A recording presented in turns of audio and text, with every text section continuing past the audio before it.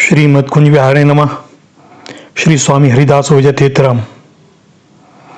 वर्तमान में जो स्थिति है उसमें उस परम चेतन से मिलने की आकांक्षा रखने वाला जिज्ञासु साधक भ्रमित हो जाता है। कितने ही गुरु, अधिकांशतः स्वयंभू, कितने संप्रदायों के अनुसार कर्मकांड। ज्ञानी कहते हैं कि हमारे ही मार्ग से परमानंद मिलेगा। भक्ति मार्ग के आचार्य कह रहे हैं कि सीधा सरल मार्ग हमारा है। निर्गुण को पूजने वाले सगुण को मानने वाले से एक अनकहा सा वैर रखते हैं और सगुण वाले सोचते हैं कि यह क्या जाने कि आनंद क्या होता है। सत्य तो यह है कि सगुण और निर्गुण में कोई भेद ही नहीं है। ऐसा माने कि निर्गुण को जैसे संख्या की तरह से माने, जैसे 1000 लिखा और बाद में जैसे व्यापारी वर्ग रुपया लिखने के बाद 1000 रुपया हिंदी में फिर लिखते हैं 1000 रुपया मात्र। तो यह जो है यह सगुण है और वो 1000 जो अंकों में लिखा गया है वह निर्गुण है। निर्गुण के साथ कुछ भ्रम उत्पन्न हो सकता है अगर सद्गुरु ना मिले, क्योंकि उस संख्या में कुछ आगे पीछे जोड़ा घटाया जा सकता है।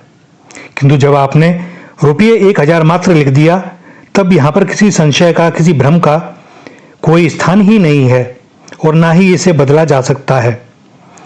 तो वास्तव में सगुण और निर्गुण में तो कोई भेद है ही नहीं। जैसी जिसकी चित्तवृत्ति उसके अनुसार उसे आनंद आता है। अलग अलग संप्रदायों के अनुयायियों में भी अंदर से एक दूसरे के प्रति प्रेम और सम्मान कम हो रह गया है। ज्ञानी कहता है कि बिना वेद शास्त्रों का अध्ययन किए उसे कैसे समझोगे। तो कबीर कहते हैं ढाई आखर प्रेम का पढ़े सो पंडित होए।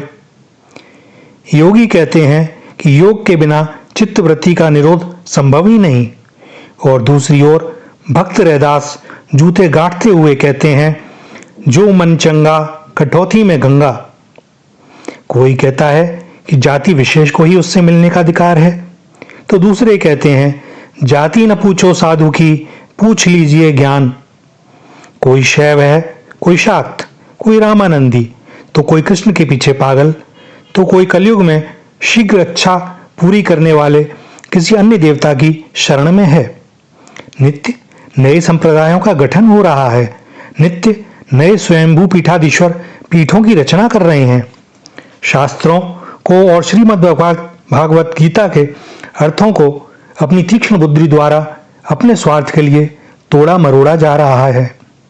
यहाँ प्रत्येक के पास श्रीमद् भागवत गीता के दिव्य ज्ञान का उपदेश दूसरों के लिए है। तुम्हारा क्या था? तुम क्या लाए थे? जो आज तुम्हारा है कल किसी और का था और कल किसी और का होगा। ये केन प्रकारेण अपने अनुयायियों की संख्या बढ़ाई जा रही है और बड़े आश्चर्य की बात है कि इस कार्य में पाखंड बहुत सफल है। इसका सबसे बड़ा कारण तो यह है कि इस भौतिक युग ने हमें संस्कारों, आचरण, प्रेम, दया और त्याग के गुणों से इतना दूर कर दिया है कि हमारी चेतना मृत प्राय सी हो गई है और लौकिक सुख स्वार्थ को छोड़कर बुद्धि कुछ भी समझने को तत्पर नहीं है। यही कारण है निजी इच्छाओं और कामना पूर्ति के लिए हम लोग शीघ्र फल देने वाले भगवान और बाबाओं की शरण में जाते हैं। हमारी ऐसी अंधभक्ति कि उसके लिए किसी भी स्तर पर जाने को तत्पर। सप्ताह का प्रत्येक दिन हमने अलग अलग भगवान से मिलने के लिए, दर्शन करने के लिए निश्चित कर रखा है। तो फिर किसके पास जाए? कौन उनसे मिला देगा?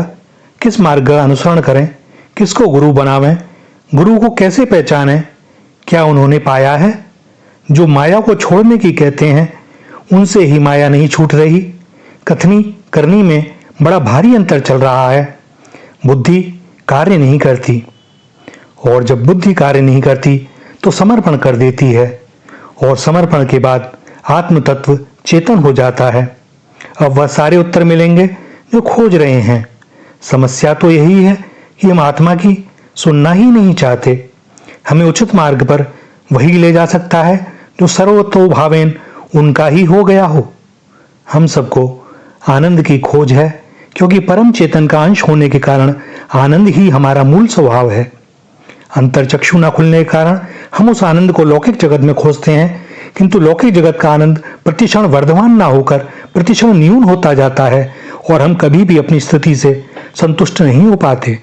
जबकि इस लौकिक आनंद की प्राप्ति के लिए हम बहुधा अनुचित मार्गों का अनुसरण करने में भी नहीं हिचकते और उस सुख को भोगने के बाद स्वयं को बड़ी भारी ग्लानि और पश्चाताप भी होता है और हमारी पाप की गठरी भारी होती चली जाती है। अब इस गठरी से छुटकारा पाना है, परंतु यह तो कांधे से चिपक गई है मानो। अरे कोई है जो सहायता करे। समर्पण की यह करुण पुकार हमारी आत्मा पर जमी माया की कालिमा को कुछ कम कर देती है। कहाँ जाएं? कहीं मत जाओ। कौन उनसे मिला देगा? हम स्वयं उनसे मिल सकते हैं। किस मार्ग का अनुसरण करें? किसी का भी जो हमारे स्वभाव के अनुकूल हो। सारे मार्ग हमें वहीं ले जाएंगे। लक्ष्य एक ही है, सारे मार्ग वहीं जाते हैं। किसको गुरु बनाएं? जब हमें आवश्यकता होगी, हमारी पुकार होगी हृदय की, वह परम चेतन स्वयं हमारे पास भेजेंगे सदगुरु को, अथवा हमें बुला भेजेंगे। गुरु को कैसे पहचाने? गुरु को कैसे पहचानोगे? इसकी चिंता न करो, गुरु तुम्हें पहचानते हैं। गुरु को कैसे जाने? गुरु को कैसे जानोगे? यदि जान ही लिया तो फिर तो हम ही उनके गुरु हो गए। जो जना दे वह गुरु, किंतु जब हमने गुरु को जान लिया तो अब हम शिष्य न बन सकेंगे। बने तो श्रद्धा न होने से पूर्ण लाभ न ले सकेंगे। क्या उन्होंने पाया है यह जानकर हम क्या करेंगे? न कहने से हमारी ललक कम हो जाएगी, और यदि वे हाँ कहते हैं तो हमें कौन सा विश्वास हो जाएगा। कॉलेज में पढ़ाने वाला प्रोफेसर बहुत से विद्यार्थियों को डॉक्टर, इंजीनियर बना देता है, परंतु स्वयं नहीं बनता। अतः इस बात से हमें क्या लेना देना। परंतु यह सत्य है कि डॉक्टर हमें डॉक्टर ना बना सकेगा, यह उसके वश की बात नहीं। प्रैक्टिकल भी सिखा देगा, परंतु तब भी प्रोफेसर से पढ़े बिना हम डॉक्टर की डिग्री न पा सकेंगे। आश्चर्य की बात है ना कि जो स्वयं डॉक्टर नहीं है वही डॉक्टर बना सकता है, और यही गुरु की महिमा है कि वह स्वयं भी बन सकता है और बना भी सकता है, परंतु वह बनाने का मार्ग चुनते हैं। अपने शिष्य को अपने से उच्च स्तर पर पहुंचाने का निस्वार्थ लक्ष्य रखते हैं। बड़ी भारी दुविधा है तो गुरु किसको बनावें? इस कलयुग में सच्चा गुरु कैसे मिले? हाँ, यह बात बड़ी कचोटती है। इस शीश महल में कहाँ हीरा है, इसे खोजना बड़ा ही दुष्कर कार्य। बाजार हीरे जैसे दिखने वाले कांच के बेहद खूबसूरत टुकड़ों से अटा पड़ा है, और चुनिंदा हीरे खदानों में हैं। उनकी चाह भी नहीं कि संसार में वह सराहे जाएं। किंतु यदि श्रीहरि की प्राप्ति की प्रबल लालसा हृदय में जागृत हो गई है और विरह इतना बढ़ गया है कि उनसे मिले बिना रहा ना जाए, तो विश्वास रखें सदगुरु स्वयं आएंगे। और सदगुरु कभी किसी को शिष्य नहीं बनाते, गुरु तो गुरु ही बनाता है। पारस में और संत में बहुत अंतर जान, वह लोहा कंचन करे, वह करे आप समान। कोई चिंतन नहीं, समाधान की खोज नहीं, केवल समर्पण, विश्वास, एक ही संकल्प, श्री हरि से मिलना है। इससे कम कुछ नहीं, इससे अधिक कुछ नहीं। और अब सारी व्यवस्थाएं उनकी ओर से होंगी, हम तो केवल प्रतीक्षा करें। लगन में कमी ना आने पावे, वरन उत्तरोत्तर बढ़ती भी जाए। वह जब चाहेंगे तब गुरु भी मिलेंगे, और उनकी कृपा से हम उन्हें पहचान भी लेंगे। अपने किसी प्रिय मित्र या प्रियजन की देखा देखी किसी को भी गुरु बनाकर अपने जीवन की इस सबसे महत्वपूर्ण घटना का महत्व कम ना करें, वरन श्री हरि की कृपा से इस घटना के घटित होने की प्रतीक्षा करें।